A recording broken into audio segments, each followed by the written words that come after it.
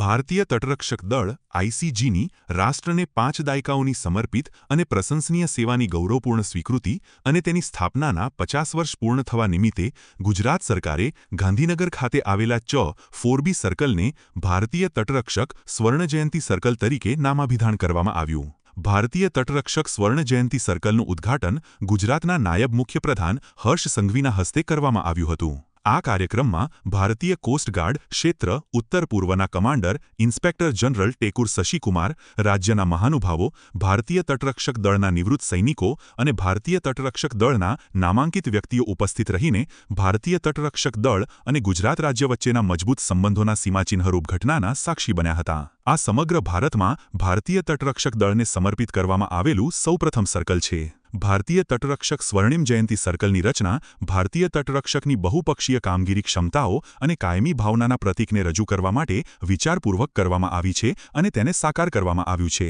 આ સર્કલ મુખ્યત્વે ICG offshore petrol vessel OPV દર્શાવે છે, જે ગુજરાતના સમુદ્રકાંઠા અને દરિયાઈ સરહદોના નિવારણ, સમુદ્રી ક્ષેત્રમાં પ્રભુત્વ અને રક્ષણનું પ્રતીક છે। તેમાં એક ડોર્નિયર એરક્રાફ્ટ અને એડવાન્સ્ડ લાઇટ હેલિકોપ્ટર બતાવવામાં આવ્યું છે, જે આઈસીજી ઉડ્ડયન પાંખની ઝડપી પ્રતિભા ક્ષમતા, હવાઈ દેખરેખ કૌશલ્ય અને સમુદ્રી પહોંચ બતાવે છે। કોસ્ટગાર્ડ દ્વારા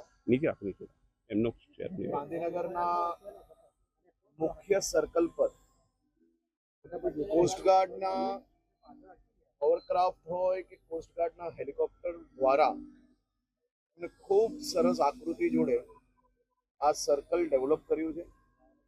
અહીંયાથી આવતા જતા બાળકોને અને ગાંધીનગરના રહેવાસીઓને કોસ્ટગાર્ડની કયા પ્રકારની પ્રવૃત્તિઓ હોય છે, કોસ્ટગાર્ડ દ્વારા કયા પ્રકારે કામગીરી કરવામાં આવતી હોય છે, એમાં કયા પ્રકારના હેલિકોપ્ટર બોટ્સનો ઉપયોગ થતો હોય છે, તેને ખૂબ સારી રીતે સમજી શકાય એ પ્રકારનું સર્કલ અહીંયા ડેવલપ કર્યું છે।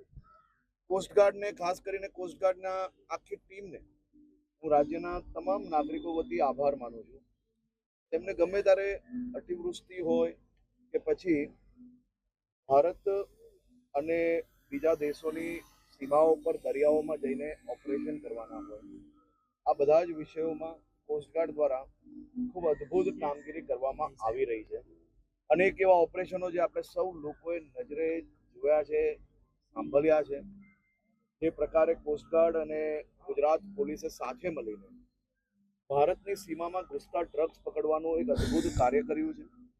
અતિવૃષ્ટિમાં આપણે જોયું છે કે કોસ્ટગાર્ડ દ્વારા કયા પ્રકારે એકદમ ભારે વરસાદ હોય કે પછી ખરાબ વાતાવરણ હોય, આ બધામાં જ હેલિકોપ્ટરના માધ્યમથી લોકોને રેસ્ક્યુ કરવા કે પછી મધદરિયે ફસાયેલા મછુઆરાઓને બચાવવા, આ બધા જ વિષયોમાં કોસ્ટગાર્ડ દ્વારા અદ્ભુત કામગીરી કરવામાં આવી રહી છે।